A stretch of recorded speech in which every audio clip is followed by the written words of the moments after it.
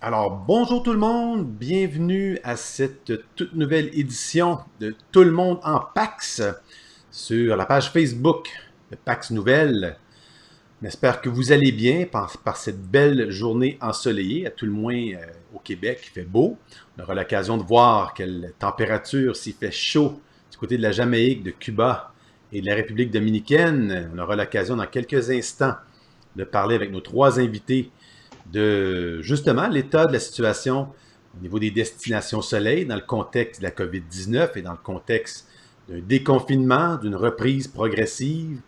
Alors, je laisse encore quelques instants à Facebook pour donner le temps de vous notifier, de dire aux gens que nous serons en live dans quelques secondes, dans quelques instants pour cette intéressante discussion. On rappelle également que si vous ne l'avez pas fait encore, de nous suivre sur paxnouvelle.com où on suit l'actualité de la COVID-19 et le déconfinement progressif qui commence, on peut le dire, à l'échelle du Québec, du Canada. Pas assez rapidement à notre goût, mais bon. Alors, sans plus tarder, je vais aller rejoindre nos invités. Alors, je souhaite la bienvenue à tout le monde. Mon nom est Frédéric Gonzalo. Je suis contributeur de Pax Nouvelles, notamment au niveau du magazine. Et aujourd'hui, on va se poser la question, est-ce que la COVID-19 fait de l'ombre aux destinations soleil? Alors, j'ai le plaisir d'être en compagnie virtuellement de Louise Paquette de la Jamaïque. Louise, ça va bien? Bonjour, ça va bien. Excellent. On a également Cossette Garcia de la République dominicaine. Bonjour Cossette. Salut. Et nous avons Carmen Casal Sanchez de Cuba. Comment ça va, Carmen? Salut, ça va? Bonjour. Alors, ben écoutez, un petit tour de table rapide. On aimerait déjà avoir un peu le son de cloche sur quel est l'état des lieux dans vos destinations respectives, peut-être en commençant là dans l'ordre, comme je viens de le mentionner. Peut-être Louise nous dire, ça ressemble à quoi là, l'état en ce moment de la situation en Jamaïque? Bien, en Jamaïque, la situation pour ce qui est du COVID est très, très bien contrôlée. Ça faisait plus de 48 heures qu'il n'y avait aucun nouveau cas. Le gouvernement était très agressif parce que le premier cas n'est pas apparu en Jamaïque avant le 21 mars. Donc, on a eu le temps de faire toutes les préparations. Présentement, aujourd'hui, on a eu quelques nouveaux cas, mais ça, c'est l'arrivée de tous les employés jamaïcains qui travaillaient sur les bateaux de croisière, dont on a 1040 qui sont arrivés hier à Falmouth. Donc, on procède au désembarquement, mais chaque personne est testée. Tous ceux qui ont un test positif, en ce moment-ci, on en a 9, s'en vont en quarantaine gérée par le gouvernement. Et tous les autres s'en vont chez eux, mais en quarantaine également. Et ça va être une quarantaine contrôlée où le gouvernement va aller faire des vérifications régulières à s'assurer qu'ils restent bien chez eux, cloisonnés pour ne pas, pour éviter là, une deuxième éruption. Donc, pour l'instant, tout va bien. S'il y a une continuation dans cette voie-là, on prévoit réouvrir l'île probablement au mois de juin. Ah, super. On aura l'occasion justement de parler peut-être tantôt là, de justement les prochaines étapes, mais un peu dans la veine de ce que Louise vient de nous dire, Cossette, au niveau de la République dominicaine, et je fais écho à une question de Carole également qui nous demande quelles sont les mesures qui ont été prises pour chacune des destinations. Donc Louise vient de parler de la quarantaine obligée pour les nouveaux arrivants. Donc Cossette, République dominicaine, quel est le portrait de la situation chez vous? Bon, la même chose dans notre cas, on vient commencer avec la première phase de l'ouverture de l'économie et bien sûr avec des entreprises non essentielles. Ça prendra 4 phases et la plus importante pour nous, le tourisme bien sûr, les hôtels, les aéroports et on a une date tentative à ce moment parce qu'il faut voir comment ça va se gérer les 2 premières semaines. Après la deuxième phase est comme ça. Et on pense que nous avons fait une extension pour l'émergence jusqu'à le 2 juin. Mais pour l'industrie hôtelière et le tourisme, on a une date tentative à ce moment de 1er juillet. 1er juillet, donc, date provisoire de réouverture pour la République dominicaine. D'accord, merci. Et Carmen, quel est... Au niveau, Pardon? oui, au niveau touristique. Au niveau touristique, oui, bien sûr, d'accord. Et Carmen, de votre côté, à Cuba, quel est le portrait? Bon, de notre côté, la tendance est à la baisse, heureusement. On est pas content parce que c'est une situation qu'il faut continuer à suivre, mais... Carmen, quand vous dites la tendance est à la baisse, c'est au niveau des cas répertoriés de COVID-19? Oui, des cas répertoriés, même des décès. Jusqu'à hier, on avait enregistré 6 jours sans décès. Ça, c'est quelque chose de très encourageant, très important. Et on a pris des mesures fortes, importantes chez nous, qu'on doit continuer à maintenir pour vaincre dans ce combat COVID mondial. Voilà. Mais il y aura la reprise de façon progressive, pas à pas. Il faut pas lâcher les mesures parce qu'on commence à avoir une tendance à la récupération. Aujourd'hui, le secteur tourisme, c'est ce qui nous intéresse aujourd'hui, se concentre sur l'amélioration des installations touristiques. On profite du temps et surtout de la préparation des mesures comprises au protocole d'hygiène et sanitaire pour la reprise de l'activité touristique au pays. Alors, nous sommes optimistes et on continue à travailler très fort. Et pour l'instant, pas de date, mais le futur, c'est bon, voilà. Et quand on parle de mesures comme celle-là, j'imagine que c'est quand même c'est un casse-tête, plusieurs morceaux. Vous dites que vous prenez des mesures sanitaires. Je serais curieux, je vais aller du côté de Louise, on peut revenir vers Carmen et Cossette également, mais comment on travaille ça concrètement? C'est parce qu'il y a les aéroports, il y a les transferts, il y a l'accueil rendu à l'hôtel, la restauration. Comment vous, peut-être nous donner un peu le volet? C'est ça, c'est que le voyage ne commence pas seulement lors de l'atterrissage. Pour les passagers, il faut qu'ils soient réassurés du moment qu'ils vont quitter chez eux. Donc, on a nos aéroports canadiens. Et lors de l'arrivée, donc là, en ce moment-ci, le gouvernement en profite pour faire des formations en ligne avec tous les employés à tous les différents niveaux, que ce soit à l'aéroport, comme tu dis, les transferts, les excursions. Donc, c'est certain qu'il y aura beaucoup plus de distanciation qu'on avait par le passé. Le port du masque sera obligatoire pour les employés, chose certaine. Il y a une sanitation, donc en ce moment-ci, c'est le grand nettoyage de tous les hôtels et chaque hôtel ont vraiment leurs mesures parce qu'eux autres aussi, côté restauration, ils ont des choses à mettre en place. Donc, le gouvernement jamaïcain travaille présentement avec toutes ces différentes entités-là pour s'assurer qu'il y a vraiment une complémentarité entre tous les différents services qui seront offerts aux visiteurs. Et aussi important que la sécurité du visiteur, aussi important la sécurité des résidents jamaïcains, des employés dans les hôtels également. Donc, c'est vraiment de voir un tout, que les deux puissent vraiment aller de l'avant. Et justement, c'est intéressant parce qu'on parle des différentes parties, donc parler des employés, des citoyens. Du côté de la République dominicaine, Cossette, et puis j'aurais la même question pour vous, Carmen. Vous avez quand même l'habitude au fil des années, il y a des ouragans, il y a eu des événements chaque année, des catastrophes naturelles. Comment vous abordez la chose peut-être différemment au niveau de la République dominicaine pour faire face à la situation actuelle, là, compte tenu de ce qu'on vient de discuter avec Louise là, et des différents moving parts, les morceaux du puzzle?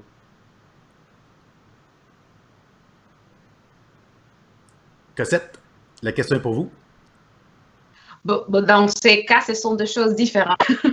Et en tout cas, parce qu'on parle de la COVID-19, mais comme tu dis, normalement, on a des saisons dans les Caraïbes. Ça veut dire que les saisons ouragans, bien sûr, on fait des mesures différentes parce que ça, normalement, un ouragan vient et passe. Parfois, ça va passer, mais parfois pas. Mais dans ces cas, non. Il faut avoir un protocole dans lequel on travaille maintenant. Et comme mes collègues disent, profiter de 7 ans avant l'ouverture totale du pays pour être en ligne avec l'association de la santé et les aéroports, les hôtels et tous les secteurs services. Et c'est ce qu'on fait à ce moment, on est en train de national, au niveau de la nation, au niveau du pays, pour être en mesure d'avoir tous les protocoles comme il faut du pays. Ben, c'est intéressant. D'ailleurs, dans le fil de nouvelles de discussion sous la page Facebook, là, on vient de partager un article là, comme quoi Melia, Club Med, Riou ont annoncé justement des mesures et protocoles. Il y a des réouvertures même qui s'annoncent du côté, je sais que Club Med a annoncé avec une espèce de label Safe and Clean. Donc, du côté de Cuba, Carmen, avec ce que Louise et Cossette viennent de nous dire, est-ce que c'est aussi quelque chose, comment vous travaillez cet aspect-là là, au niveau des protocoles sanitaires et comment vous travaillez cette réalité, cette nouvelle réalité-là? Oui, on le travaille avec tous les acteurs confondus, c'est-à-dire tout le monde ensemble. C'est comme ça qu'on va réussir à avoir les protocoles les plus proches de ceux dont nous avons besoin pour être très sécuritaires. Alors, ça, c'est de l'arrivée à la sortie. Alors, il y a beaucoup d'acteurs qui sont impliqués et notre gouvernement qui soutient l'industrie touristique, bien sûr, j'ai avec le ministère de la Santé publique de Cuba tout le protocole et avec tous les acteurs confondus. Rien ne se fait séparer parce que sinon, ça n'aurait pas un succès. Parce que toi, Frédéric, tu as parlé d'autres phénomènes que nous avons à la Caraïbe, mais maintenant, c'est quelque chose, COVID, c'est quelque chose qui affecte pas un pays, pas une destination, pas un émetteur, ça affecte le monde entier. Ça nous a changé la vie. Alors, il faut agir d'une façon différente. Et ça se fait ensemble. Sinon, on ne va pas réussir. Et c'est ça qu'on est en train de faire à Cuba. Voilà. Ben, justement, on est donc dans une nouvelle réalité, un monde effectivement qui a changé. Quelle est, selon vous, la manière justement que les agents de voyage vont devoir vendre les destinations? Les changements se trouveront à quel niveau? Quels seraient les conseils peut-être qu'on pourrait donner aux conseillers voyage qui nous écoutent pour vendre les destinations soleil? En commençant par la Jamaïque, Louise, c'est comment vous envisagez cette nouvelle réalité? Je pense que la première chose que l'agent de voyage devra faire, ça va être vraiment de rassurer le client que c'est sécuritaire de voyager. Donc ça sera notre travail à nous de pouvoir leur faire part de toutes les mesures que, comme destination et nos partenaires hôteliers, nos partenaires, comme Carmen disait, c'est qu'on doit travailler très, très étroitement parce que ce n'est pas une chose. Donc, ça va être de rassurer les clients. Je pense en toute honnêteté que présentement, ça va être vraiment les Caraïbes qui seront les premières destinations suite à leur proximité, à peine 3 heures, 4 heures de vol pour s'y rendre, tandis que l'Europe qui a été durement touchée, c'est encore dans le conscient là, des clients. Nos premiers clients, je sais que nous serons fort probablement des Jamaïcains qui vont vouloir retourner à la maison, s'assurer du bien-être de leur famille. Et notre deuxième clientèle pour nous sera les mordus de la destination. On en a tous là. Il n'y a pas d'autre destination pour eux. Ils la connaissent. Et cette familiarité-là va faire qu'il y a un certain sens de sécurité parce qu'on la connaît. Donc, on va viser nos efforts en premier lieu vers ces clientèles-là. Puis après ça, lentement, pas vite avec les agents. Et c'est des choses que l'on fait continuellement, les trois. On a des formations en ligne, on a différents contacts avec eux pour leur laisser savoir de notre présence, de les mettre à jour, parce que c'est des mesures qui changent quotidiennement au fur et à mesure qu'on apprend à connaître ce virus-là, c'est une première là, mondiale. Donc, ça change quotidiennement. Donc, c'est un bon point, effectivement. Donc, rassurer sera certainement un des premiers éléments. Il y a également, il y en a qui disent que justement, avec ce nouveau mouvement-là, peut-être que certains consommateurs vont chercher soit des séjours plus courts ou peut-être dans des endroits, des resorts moins gros, plus intimistes. Est-ce que c'est quelque chose que vous pensez qui va arriver du côté de la République dominicaine, Cossette, compte tenu de ce que Louise vient nous dire aussi, comment les agents peuvent être appelés peut-être à vendre différemment les voyages dans votre destination, ou est-ce que c'est pas le cas? Vous pensez que ça va être pas mal les mêmes produits qui auront encore la popularité et la cote auprès des agents? On ne peut pas dire exactement qu'est-ce qui va se passer à ce moment, mais il faut prendre en conscience plusieurs choses. Les voyages aux Caraïbes, c'est au moins de 4 heures de vol. Ça veut dire qu'à ce moment, dans mon opinion, je pense que les séjours de 7 jours, les gens normalement veulent aller en République dominicaine. 3 jours, c'est vraiment trop court. 4 jours, on passe la moitié de la journée dans les vols. Et je voulais aussi mentionner que dans la partie agence de voyage, dans cette occasion, Frédéric, travailler tous ensemble, c'est bien quelque chose, mais aussi, c'est bien de savoir que tous les protocoles pour rassurer les clients, par exemple, ce ne sera seulement notre papier comme destination, mais le papier de la ligne aérienne, de le tour opérateur, hein, tous nous ensemble, les hôteliers.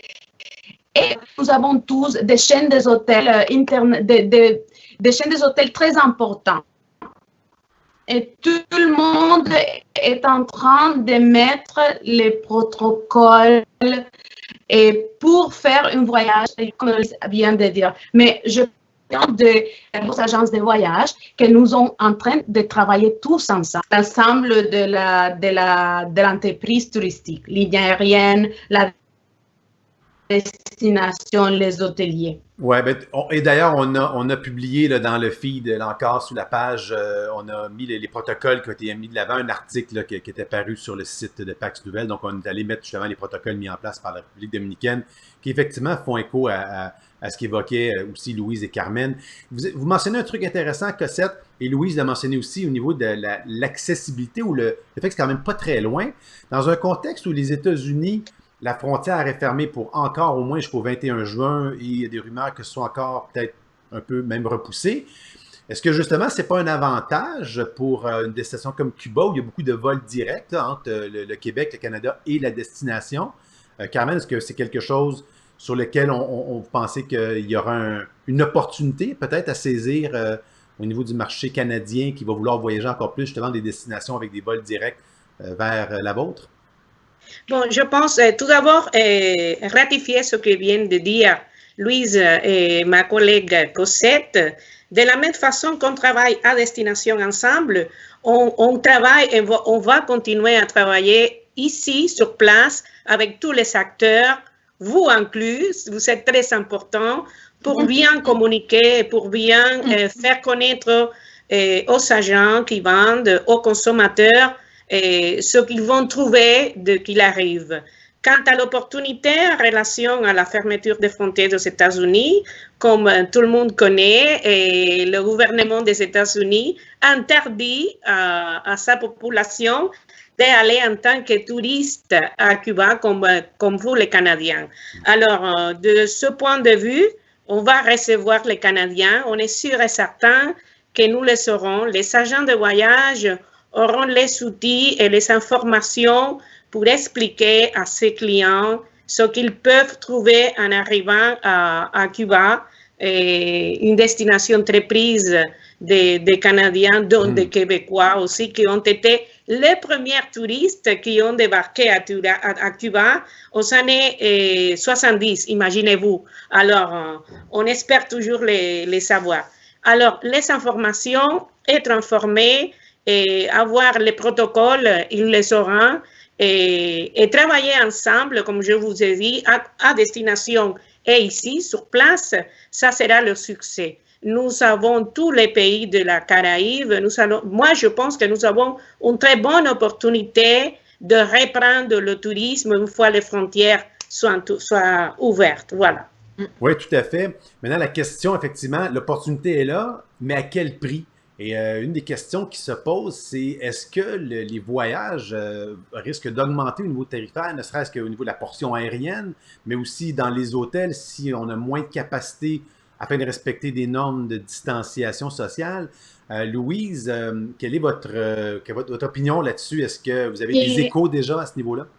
Après avoir discuté avec les hôteliers, jusqu'à date, tout le monde me dit que pour, je vous dirais probablement là, jusqu'à Noël prochain, on va respecter les mêmes prix qu'on avait l'année dernière. C'est pas le temps de commencer à monter les prix. Mais encore là, comme un hôtelier disait dans une présentation qu'on a fait mardi dernier, ils ne sont pas les seuls joueurs. Donc, il y a la ligne aérienne qui a son coût, il y a les transferts également. Mais pour eux, pour l'instant, ce n'est pas dans leur politique d'augmenter les prix.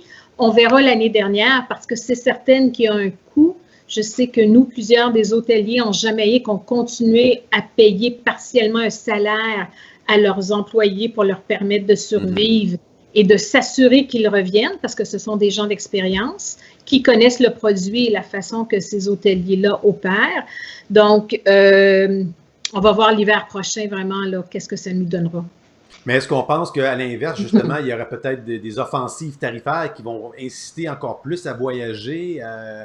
Est-ce que, je ne sais pas, du côté de Cuba ou de la République dominicaine, est-ce que vous pensez qu'effectivement les tarifs vont rester stables avec une augmentation l'année prochaine ou au contraire, vous allez être en mode agressif pour essayer de ramener la clientèle ou on ne le sait pas, c'est possible aussi comme réponse, mais Cossette, je suis curieux d'avoir votre feedback au niveau de la République dominicaine, ce que vous pensez à ce niveau-là. Oui, dans ces cas, nous sommes en train de travailler avec notre tour opérateur. Et je pense que c'est un petit peu comme peut-être plus comme Cuba dans les cas que pour la République dominicaine, les 99% des voyageurs canadiens sont touristes. Et ça veut dire qu'on a des communautés dominicaines, mais pas beaucoup. Et pour nous, c'est très, très canadien que c'est notre deuxième marché plus important.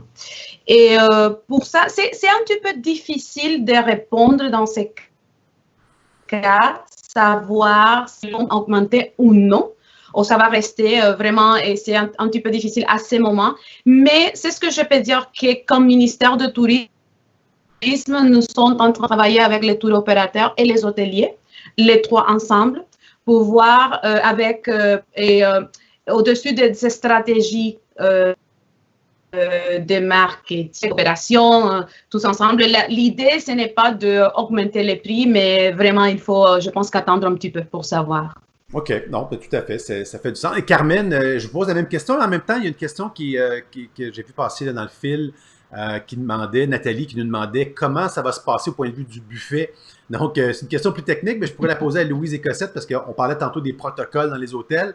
Donc, si vous avez une réponse à cette question, Louise et Cossette, je vous laisse y penser. Mais Carmen, je vous pose la question et en même temps la même question que j'ai posée aux deux autres, là. Est-ce que vous pensez qu'au niveau tarifaire, ça va se maintenir? On s'attend à une augmentation peut-être à court terme ou au contraire, peut-être des stratégies agressives pour être plus compétitif? C'est quoi votre... Au niveau des prix, ce que je peux vous dire, c'est que les opérateurs sont en train de travailler très fortement avec les hôtelières. Mais ce ne sont pas les seuls acteurs qui vont conformer un prix à un moment donné. Alors, il y a, comme disait ma collègue Louise, partie aérienne, et il y a plusieurs acteurs qui feront partie dorénavant de chaque destination. Mais ce que je peux confirmer, c'est que les opérateurs, les hôteliers, transporteurs, tout le monde travaille ensemble. Je pense que le plus important, c'est de pouvoir faire voyager les gens qui pourront et qui désireront le faire. Et le plus important, c'est qu'on travaille pour avoir les prix raisonnables. Mais c'est très difficile de dire que on va augmenter ou diminuer, ça dépend des entreprises. En tout cas, je partage l'idée de Louise pour cette année, mais il faut observer aussi comment va se dérouler la demande et comment va se dérouler la situation du Covid. Alors, c'est quelque chose un petit peu compliqué et difficile de déterminer. Mais dès qu'on travaille très fort, on travaille très fort avec les opérateurs, les hôteliers et tout le monde à destination et ici. Et ça, c'est déjà quelque chose de très important. Au niveau de buffet, bon, je pense qu'on a parlé beaucoup, ça va changer. Ça, c'est clair que ça va changer. Mais comme cet confinement nous a aidé à penser à de nouvelles idées, les hôteliers ont déjà de nouvelles idées pour faire fonctionner la restauration dans les hôtels et les installations qui ne sont pas aux hôtels. Et il y a, bon, tous les chaînes hôtelières, presque tous, ont publié ces idées, ces protocoles, et c'est sûr et certain que ça va changer. Et pour moi, ça sera pour mieux, ça va être mieux. Voilà, on va sortir fortifié. Ouais, de toute façon, ça a été effectivement là, dans l'article qu'on a partagé tout à l'heure là, sur les différentes mesures ou protocoles de certaines grandes compagnies. On aborde effectivement le volet des buffets et autres. Hey, ça fait déjà 26 minutes, le temps file quand on a du fun, quand on parle de choses qui nous passionnent. On aura l'occasion de prendre, s'il y a encore d'autres questions, commentaires, on vous invite à le faire si vous êtes à la maison ou au travail et vous nous écoutez. Avant-dernière question que j'avais pour vous, c'est dans un contexte où on parle beaucoup d'achat local, de panier bleu, de rester à la maison forcément parce qu'on ne peut pas bouger beaucoup, est-ce que vous pensez que ça peut affecter négativement la demande, sachant que les Canadiens, les Québécois vont peut-être, même économiquement parlant, ont peut-être moins les moyens, vont vouloir rester au Québec. Est-ce que pour vous, vous voyez que ça peut affecter négativement ou au contraire, vous avez en tête là, des premiers clients, vous les connaissez, que tantôt Louise parlait des Jamaïcains qui vont revenir les premiers, mais comment vous voyez ça au niveau de la demande et de la clientèle qui va venir vous visiter? Je serais curieux d'avoir votre feedback là-dessus, en commençant par vous, Louise.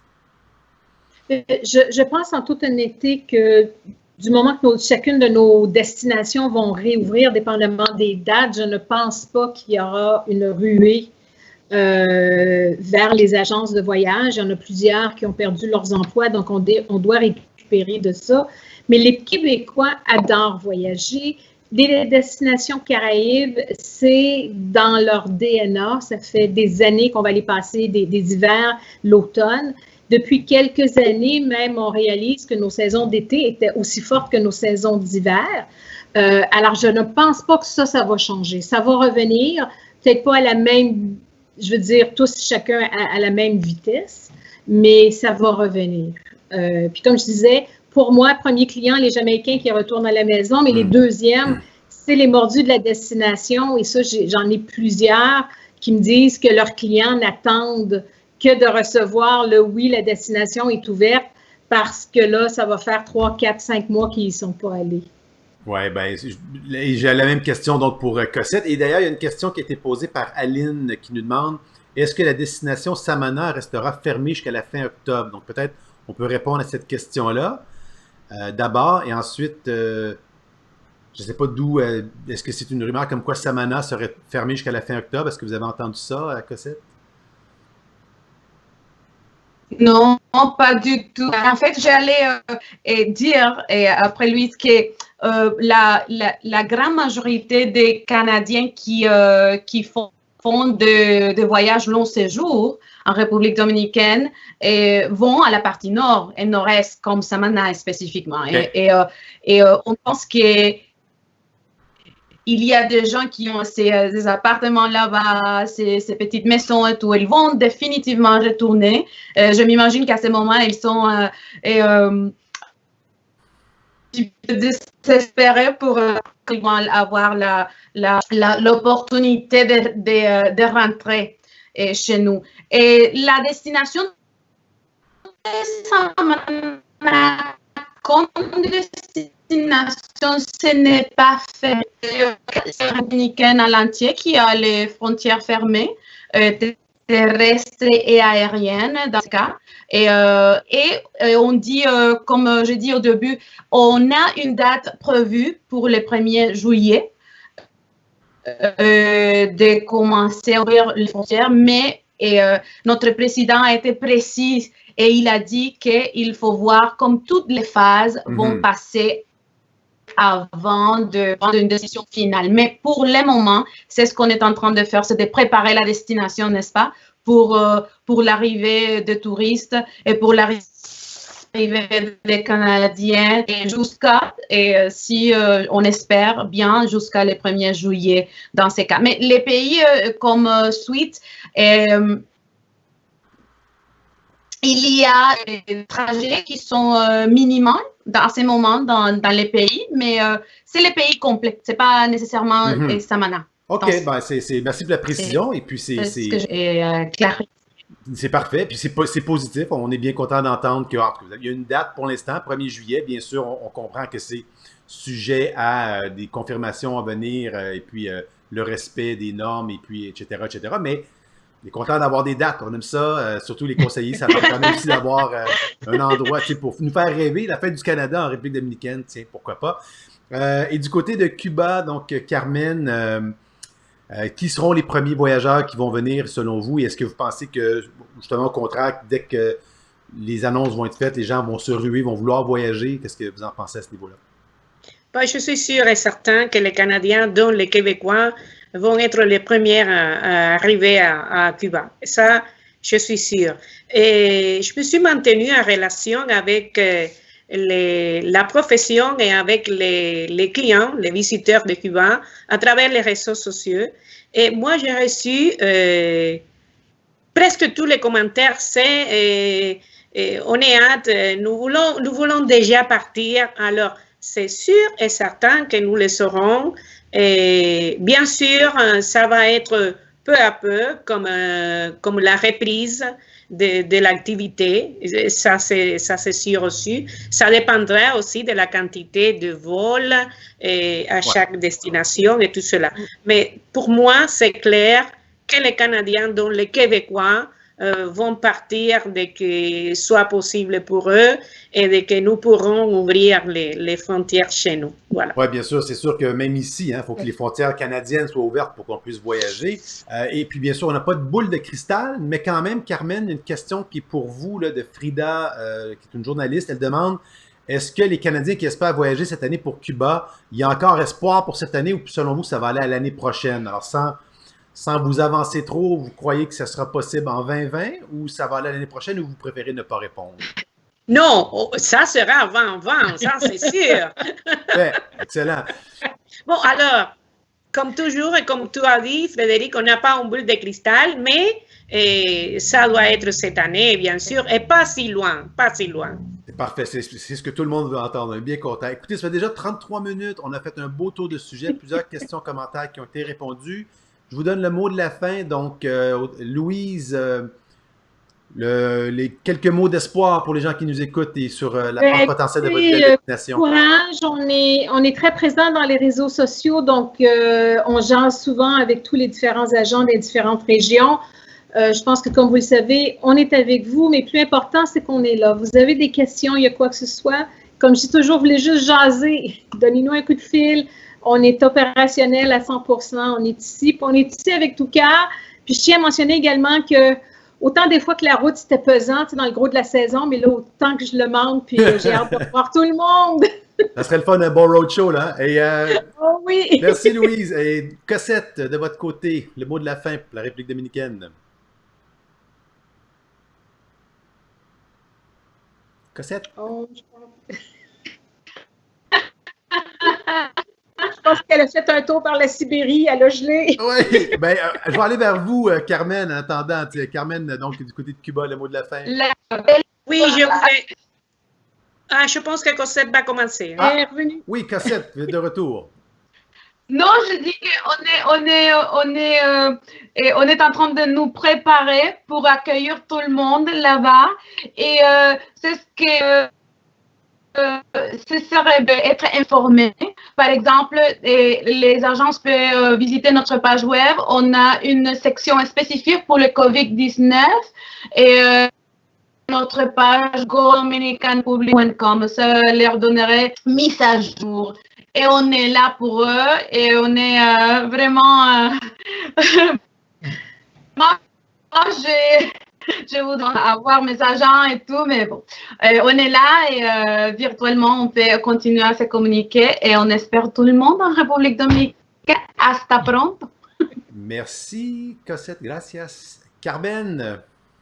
Bon, je voudrais, merci à vous, les journalistes de la profession qui maintiennent tout le monde informé et ensemble dans cette situation, aux membres généraux de la profession, tout le monde ensemble, aux agents et conseillères de voyage. Je n'arrête pas de leur reconnaître et leur donner notre cœur.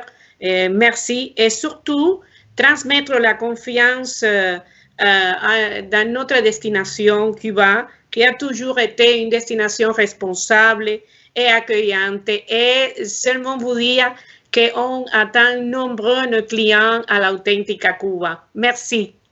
Super. Merci à tout le monde. On vous invite donc à continuer de nous suivre ici sur la page Facebook de Pax Nouvelles, de vous inscrire évidemment pour recevoir l'infolette quotidienne dans laquelle on vous donne toute l'actualité en lien avec la COVID-19.